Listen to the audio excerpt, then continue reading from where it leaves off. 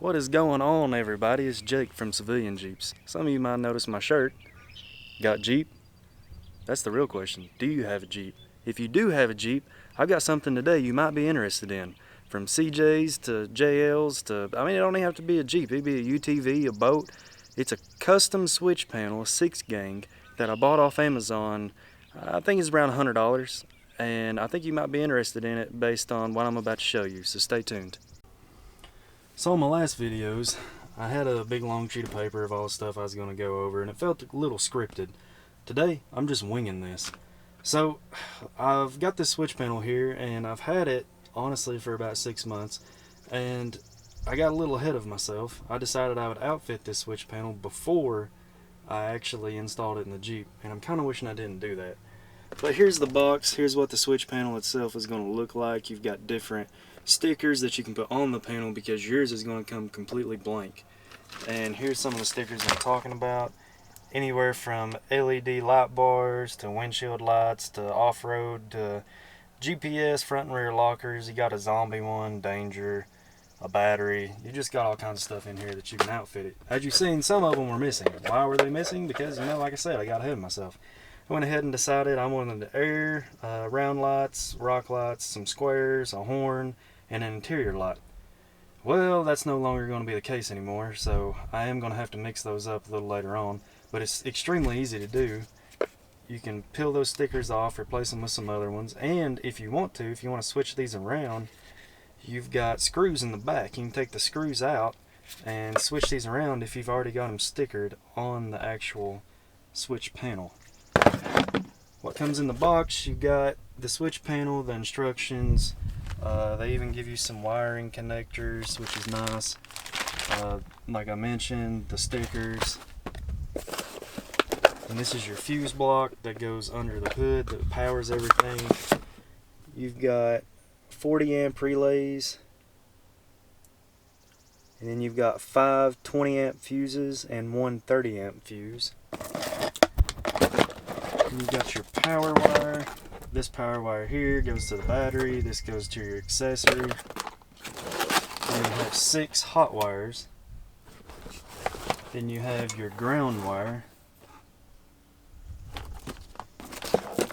Then this here will plug into the switch like so. Just makes it a little easier to get through the firewall, and being able to disconnect it really helps because you don't have to splice the wires yourself and then splice them back together. This is all pre-done. And I've had other Jeeps where I've done individual switches on everything, and honestly, it's a pain. It's a big pain. But there are more expensive systems out there. There's S-Pod, and I know there's more than just S-Pod. I think AEV even makes one, but I really didn't need anything that fancy. If this $100 one does the job, which we'll find out later, then why should I get a fancy one when this one will work? The only complaint I think I'm going to have is aesthetic-wise. This lights up green, and all of my dash is blue. So I was like, where am I going to put this thing? It's like, I really don't want to put that on my dash, but I want to be able to easily get to it. So I think I've decided that I'm going to mount it, if you can see with me here. So I think I've decided I'm going to mount it right in there on my Tuffy center console. And I will run the wires from there all the way down underneath my twin sticks, down to the transmission boot, all the way up and into the engine bay, nav grommets and all that good stuff. So hope you guys come along for the ride. Let's see what to do first. So first thing, I want to mount this control block onto the fender of my Jeep. Now I run into a little bit of an issue because over here you'll see that in the package, these little screws right here,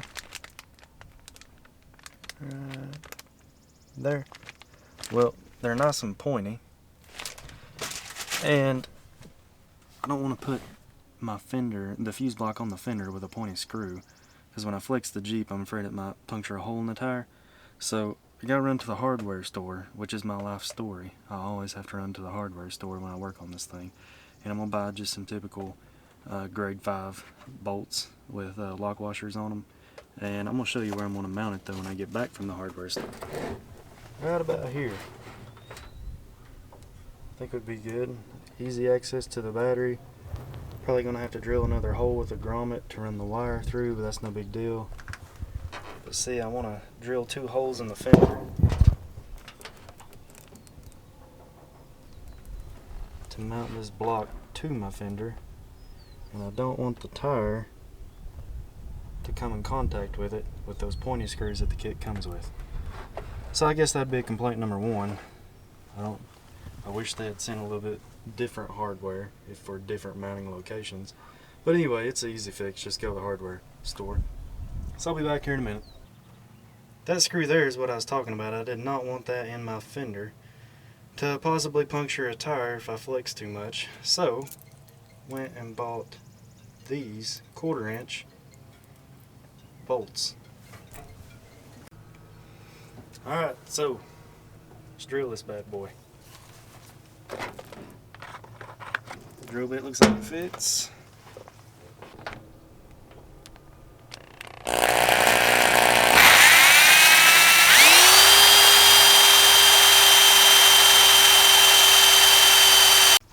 Alright, so now that we've drilled through my classic Jeep here, put these fenders through the ringer with 2 bolts in them. No, I'm just joking. It's alright. Put 2 holes in the fenders, put these bolts in them. They're 1/4 inch bolts by 20. I got a bolt, the washer, and on the other side I've got a lock washer and the actual nut, and that should hold it on pretty well. The reason I went with grade 8 is because the hardware store didn't have grade 5, but it don't matter. You can use grade 5 or grade 8. Grade 8 is just a little bit more expensive. But the next challenge is I'm going to have to go through that hole with this right here. And that doesn't look to be the easiest thing to do. So I might have to drill another hole. Anyway, this has got to go through the firewall. And then through the firewall, and it's going to connect up to the switch panel that's going to be going on my Tuffy console. So, let's try this.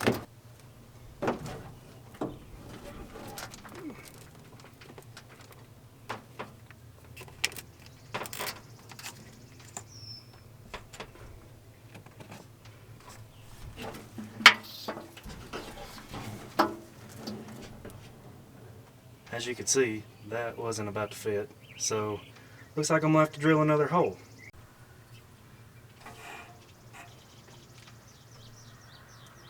Big drill bit, because I need a big hole. Actually, I have to waller it out a little bit too. Don't you love just drilling holes in your Jeep? Anyway, let's get to it. Well, my stupid self forgot to turn the camera on, so let me show you just wallering this hole out that I just made.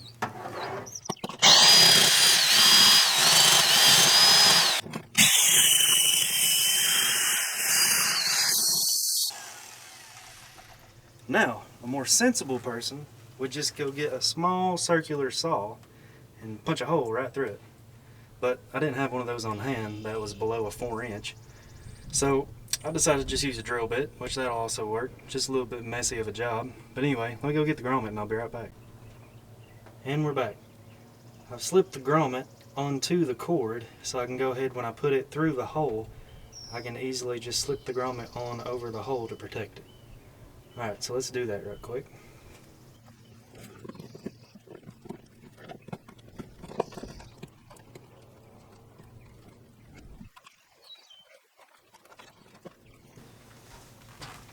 Alright, now that I've done that, let's take a quick look. I think you'll find that it looks pretty clean. There's the hole that I went through.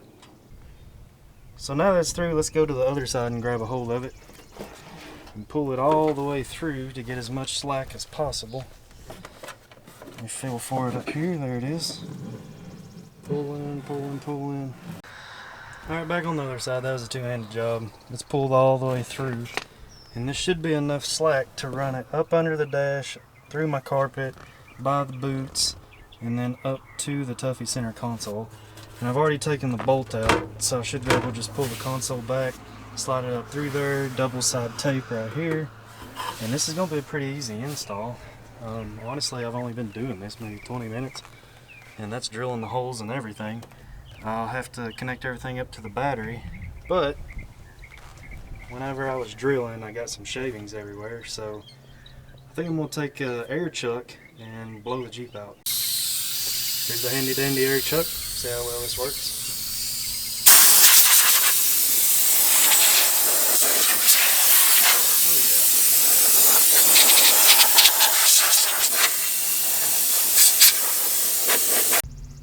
So to assist with the next project, I cut a coat hanger up, and I'm going to black tape this end here to this and send it under my carpet. So let's get down to it.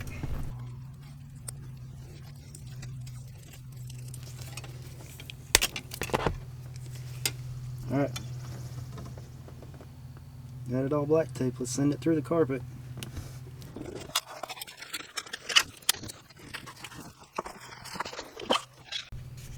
So next I'm about to attempt what would be the most challenging part yet. Double side tape this box here to the Tuffy. When you look at it, there'll be a little notch right here. You want to make sure this notch here gets plugged in to that notch where it clips. Alright, and now we are connected. I'm just going to put some black tape on here so it don't come back out.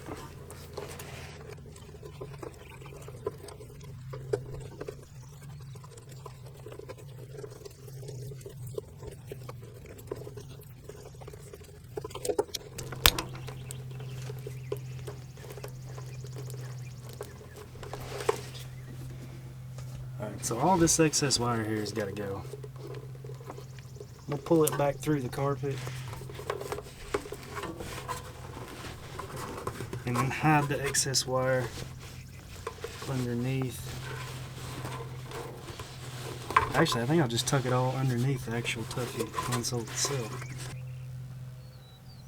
And there we have it. Alright, so when actually hooking this up to the battery, I'm going to take this wire here, put a end on it to resemble this end, and roll it back around. These ends will go together on the battery. And I'll black tape this all the way back down because I don't need that much slack in the wire. And then I'll hook that to the battery itself, and then I'll hook this ground to the ground, if it would focus. I'll hook this ground to the ground, and then I'll finish tightening my fuse box right here down, and that should be it.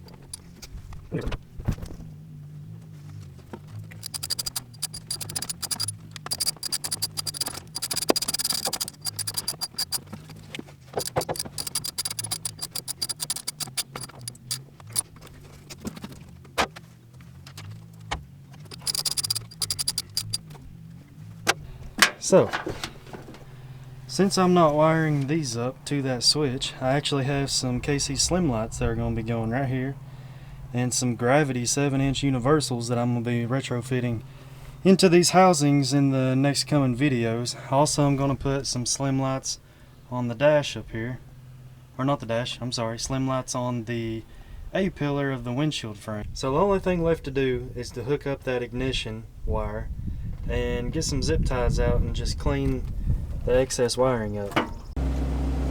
Okay, so what I did is the fuel pump right here, I tapped into it using a wire tap setup that I got off Amazon.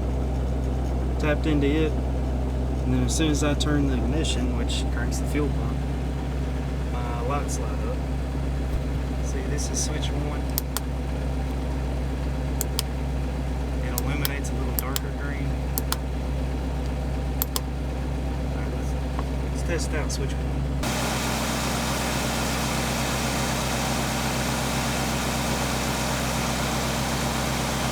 Hope this video has been helpful to you. I'm sure other switch panels are very similar to this one and how they are wired. So I wouldn't call this necessarily a universal video, but this is how to wire this 6-gang switch panel from Amazon. If you're interested in this, I will put a link below. That is the 6-gang switch panel from Amazon. I've got to button everything back up, but that's the video. That's what I had to show you. Hope you enjoyed it. If you have any questions, drop a link below. And like I always say, when it comes to Jeeps, keep it classic.